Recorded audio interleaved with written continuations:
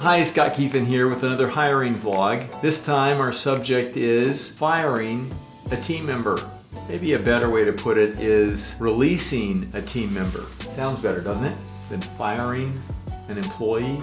So a little bit about me. I've been in the selection and hiring space since 1984. That's 34 years. My hair was black when I started. Now it's not. That means I've been doing it for a while. I've helped thousands of folks in their career. We like to say around here that we help companies build high-performing teams. That's really our mission in life, and we feel privileged to do that. So today we're going to talk about releasing a team member. So it's delicate. You know, anybody that's been in a management role, one of the things they dread doing is having to release a team member. Nobody likes to do it. If you haven't already, you're going to have to in the future. There are a few things to consider.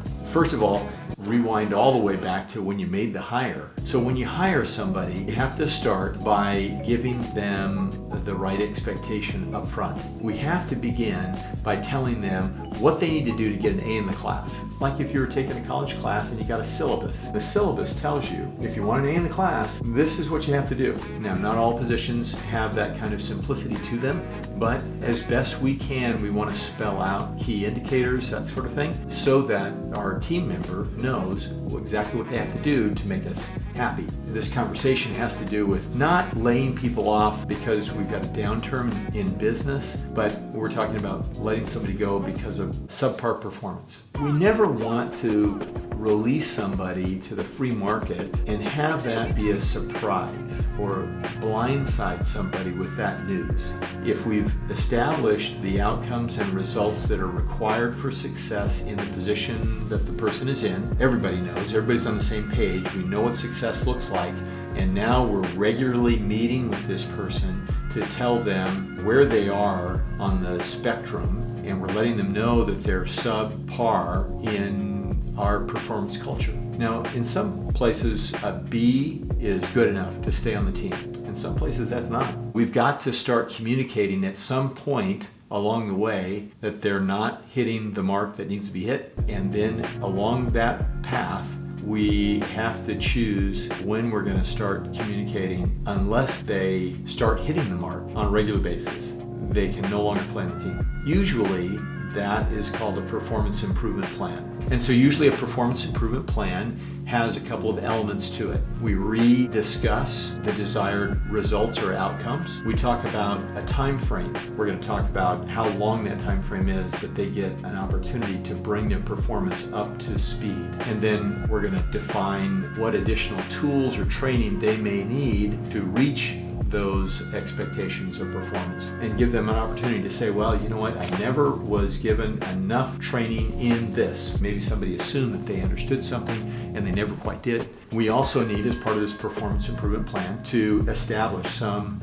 regular interval that we're going to revisit, and we're going to review how their progress is going. We would have had several data points for how they're doing during that period of time. Now we know the person's made it, in which case we're not having this discussion. If the person hasn't made it, this isn't a surprise to them. And so a couple of things to consider at this point.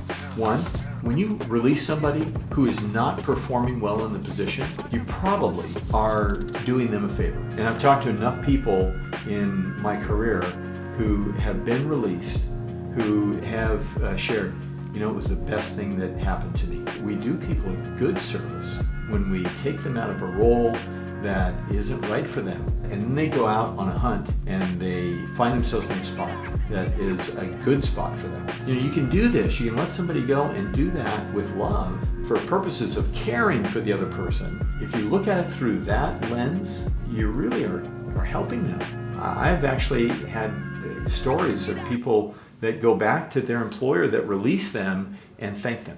So one, let me review 5 things. Performance improvement plan that defines what success is, provide the tools and the training, give feedback at regular intervals, offer external help as long as it's not taxing to the organization, and then if it fails to produce results, then you're going to release them, and it's going to be for their own good. It's also going to be good for their teammates. It's also going to be good for the organizations. So that's it. Again, kind of a heavy topic, But if you follow these steps, you'll make the best release, hopefully, to a better position where they're more fulfilled, happier, and more productive.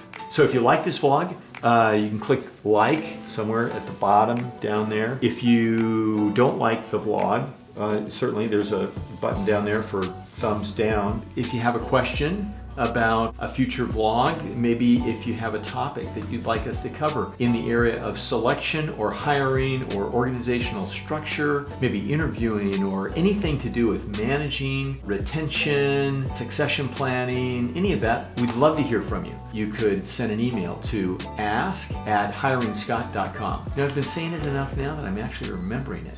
Good. And thanks for following us.